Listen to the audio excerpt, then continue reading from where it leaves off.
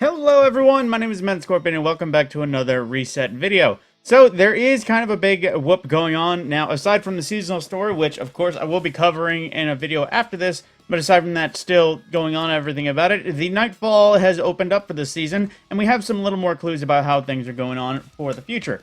So jumping right into things with the Nightfall, Grandmaster Nightfalls are finally available, even though it said it was only available in June. Just joking, that's just wrong. But currently, the Grandmaster Nightfall is on Highest Battleground Europa, so expect a fight.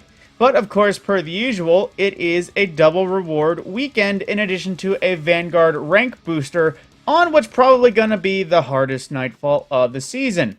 Now, however, there is a slight caveat on it, and I'll get to that soon, but the modifiers for the Grandmaster are currently all 3 Elemental Shields, Barrier and Unstoppable champions, Solar Threat for incoming solar damage being boosted, the usual Grandmaster modifiers of Extinguish, Limited Revives, Fire Pit for Acolytes spawning fire pools on death, Chaff for no radar, and the usual overcharge weaponry of the seasonal versions, and Strand and Arc Surge, plus an overcharge linear fusion rifle.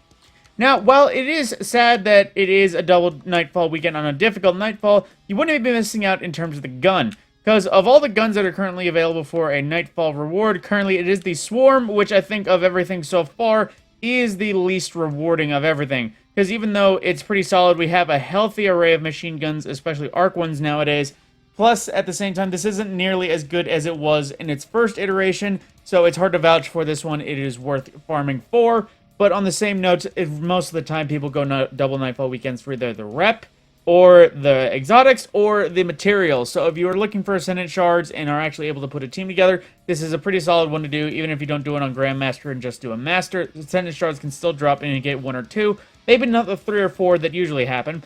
But the additional news that I learned is because Wardens Law or Prey Astianax have not dropped yet, that means the next 2 weeks are going to be either or. Now, unfortunately, that also means they're later in the season, which means they will be, of course, the last we can actually get access to throughout the weeks, but we'll have at least both of these. We'll be able to get the Adept version right off the bat. We don't have to wait for 1 week around getting the normal version and then next week around getting the Adept, which at that point will probably be the only 2 times they're available all season.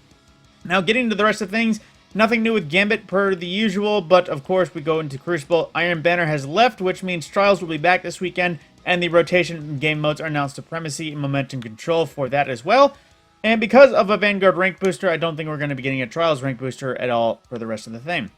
Now, jumping right into the seasonal stuff, going into the Helm. So currently, the Altars of Summoning, wait, there's nothing new there. That's right. Legends Savathûn Spire, which is the legendary seasonal stuff. Lock loadout, extra shields, maximum effective power. Equipment lock, solar incoming threat, overload barrier champions, because I think it's mostly, well, actually overload barrier. That's a mix of Taken and Hive. Then Strand Surge for the Surges, as well as Arc, Overcharge Rocket Launcher, and Overcharge Weapon as the usual. Now, of course, there isn't matchmaking on this. I don't know if you noticed, but it does say there is matchmaking on the Legend mode. There actually is not. And then for the last of the seasonal stuff, Legendary Salvage for its rotation is Hive, with Site Security, Site Reliability, and Ordnance Disposal with the Taken or Gotha. And on that same note, while we're diving into seasonal stuff for our new weekly challenges, we have Acolyte's Ascent 4 for basically completing week 4 of the weekly story. Forgotten Power for completing a powerful encounter in the Altars of Summoning and defeating combatants while using the damage type that matches your subclass. Pretty easy to do that nowadays, considering I think everyone is speccing out for one element. Master Light by defeating combatants with Void, Arc, or Solar damage. Earn bonus progress with effective subclass abilities, specifically Weak, Jolt, and Ignite. Bounty Conjurer for completing daily bounties during Season of the Witch, which is basically just complete Season of the Witch daily bounties. Pretty easy to do that. Gain ability file blows in Season of the Witch activities. Pretty easy to do that as well. Complete any Grandmaster Strike on Nightfall. That's a pretty hefty reward in case you're able to do that. And then close range calibration for using sidearms, submachine guns, shotguns, glaives, and swords. And of course, bonus progress for defeated Guardians. So there's an array of XP to jump you up in case you need a Bright Dust drop or just some more loot or just experience to bump you up through the artifact ranks. Now going throughout the week, the weekly farming raid is currently the Vault of Glass in the thing. So if you actually want to farm out the Vault of Glass for any of its challenge modes, master time lost gear or anything, that's available. And as well, master is here, so intellect focused armor is what's available, with the modifiers being, of course, all raid challenges active, Arc and Void shields, overload and barrier champions. We clicked one wrong button. And the usual overcharged weapons, as well as Strand and Arc Surge with overcharged rocket launchers for Vault of Glass Master Mode. And with that, there is also a farming dungeon somewhere throughout the world in the form of the Shattered Throne. And like I mentioned, this is good for the pinnacle if you need a pinnacle, but if you're looking for a dungeon to farm, this is probably the worst just because it drops basic Dreaming City gear. There's no special gear that's only from the Shattered Throne, aside from maybe 1 or 2 weapons. Pretty much everything else will drop throughout the world in the Dreaming City, and I'm not even sure if there's anything exactly unique to Shattered Throne besides Wishender. But that's a quest, not a random drop, so it's not exactly worth the farm. Now, going throughout the world for the rest of the raids in the frickin' challenges, Witch for Last Wish, then going to Garden of Salvation, we have the Link to the Chain challenge, which I forget which one that is. That is pretty much just what it is. Starting over to Europa for that, Deepstone Crypt is going to be back in the Core 4, which is Tanic challenge. Pretty easy one if you just want an extra loot drop, especially if you're hunting a new sword for that, which is a possible DPS meta for Crota, but is also, you know, around there. And then for our weekly raid, we have King's Fall Devious Thievery Challenge, which I think is War Priest Challenge, if I recall everything. And then wrapping everything up, going to Vow, we have, for Vow of the Disciple, we have Base Information Challenge, which is the second encounter challenge. Basically, you can only take one of the symbols out of the Dark Zone before banking them into the totems. And then going to Neptune for Root of Nightmares to see if they fixed it yet. Root of Nightmares still doesn't say what challenge is active. Sign that none of the Bungie devs watch my videos because it's not there. But it's pretty much just going to have a challenge, it's just not available for Master Mode.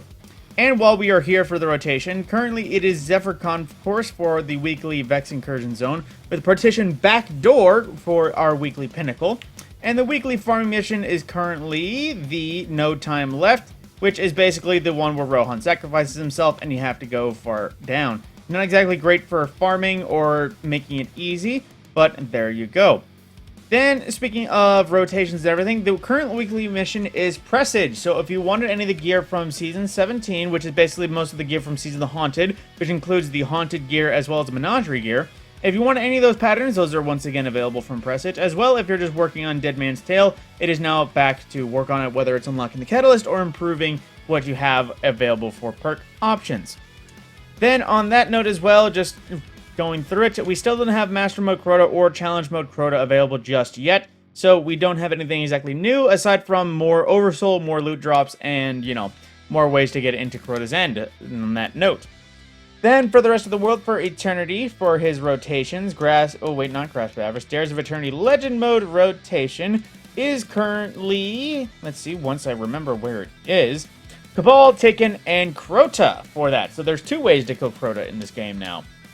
Then, on that note as well, just thinking off the top of my head, I don't think there's anything else in the main menu. So that's pretty much everything else in terms of the world that's rotating. And like I said, the Nightfall is opened up. There's new seasonal story. I'm not sure exactly what's expanded. I'm not sure if the weekly attunement is expanded, but I do this video before I do anything else seasonal, so you shall see it in the video, hopefully. But on Banshee note, for his available weapons, we have Whispering Slap, which is a very old lightweight bow, which if you wanted a current lightweight bow, there's definitely options that are ahead of it, considering this is a little bit of a weird look, plus it is still without an origin trait, so it's hard to believe if anyone actually still wants to use it. And then we also have Plank Stride, which is another rapid-fire arc machine gun, which at this point, there's another one that is freshly new with the season, that you can earn red border at random, as opposed to just picking it up from a thing. So it's a little bit easier to actually earn its pattern in case you don't have it. Plus, its origin trait is a little bit, let's say, not endgame friendly. And then we also have Contingency Plan, which is another rapid-fire Vice Scout Rifle, which I like in the Crucible, because when you get things like Outlaw and Kill Clip on it, it can become a 3-tap, at least recurring to my memory. Sadly, of course, it is an old Dead Orbit rifle, so it's likely we'll not see an origin trait on it unless they bring back the whole Dead Orbit faction and make new origin traits for them. We also have Pizzicato 22, which is a Suros rapid-fire adaptive style SMG, which is pretty solid meh. While this perk is pretty PvE good, at the same time Mulligan on these things, if you're actually hitting targets, Mulligan doesn't happen that well, but if you're not hitting targets, Mulligan obviously works a lot better, so it's hard to vouch for it. You also have Galu RR3, which is basically the replacement for Uzume. While it's not adept, it is origin traded, and with things like Golden Tricorn, possibly good. You get a little bit of a damage buff, but I'd still say as a sniper in this game, it is probably a little bit better in the form of PvP when it's adaptive and not aggressive. And then for the other side, we have the Percy's D, which is a high-impact frame Stasis Scout, new to Witch Queen when it came around, which is a pretty solid scout on its own PvE-wise. Things like Shoot to Loot, Headstone, Focused Fury. It's a pretty solid option if you just need a stasis long-range rifle, but at the same time, it's not exactly a ringer for anything nowadays. And Glissano 47 from Season of the Deep, which is another strand precision frame rifle, which next to the one that came from Guardian Games might not exactly shine, but it is essentially just another version of it if you're looking for a different view model. Then another Pleiades Corrector, which this is one of the most common appearances. Again, a scout rifle from a faction no longer in the game, air quotes, which means it probably won't ever get an origin trait until it's restored, and this is very much a handling-based set if you want to run arc and just get some crouch bonuses. Then we also have Ogma PR6, which while Amalon and a sleeper to some people, just because a lot of people like some odd guns like this, I personally can't vouch for it, because even though the perk setup is good, lightweight pulse rifles seem to be tickle guns when it comes to anything higher than general hero content. And then for our heavies, we have Marcelian C, the rocket launcher that was once craftable but no longer, which is another rapid-fire frame, fallen from grace aggressive frame, which incandescent stats for all, man, that is a combination of perks that I definitely would not ever pick in anything that I would actually want to use. And then the Judetic HSM, which is another new weapon to this season, Nadir focused, which it might not be half bad if you want an additional eager edge, but it's not the kind of trolling eager edge that's available.